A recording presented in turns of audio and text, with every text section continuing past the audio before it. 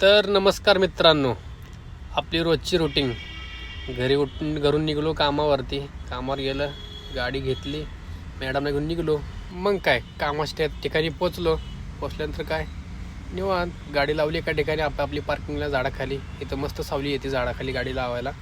मग काय सगळ्यांनी म्हणले चला मंदिरात तर जाऊन येऊ. थांबल्या काय करायचं, मग तिथं निघलो मंदिराकडे. मग मंदिरापाशी पोचल्यानंतर हे मंदिर आहे श्री गुरुदेव दत्तांचं. खूप सुंदर मंदिर आहे. इथं पोचलं ना खूप मनाला प्रसन्न वाटतं. तर पोचलो, मंदिरात दर्शन घेतलं, तुम्हाला मूर्ती दाखवतो. मग काय दर्शन घेऊन निघलो. पुढं आल्यानंतर काय काळोबाईचं मंदिर लागलं. हे मंदिर पण खूप सुंदर आणि स्वच्छ मंदिर आहे. इथं रोज नित्य पूजा होती.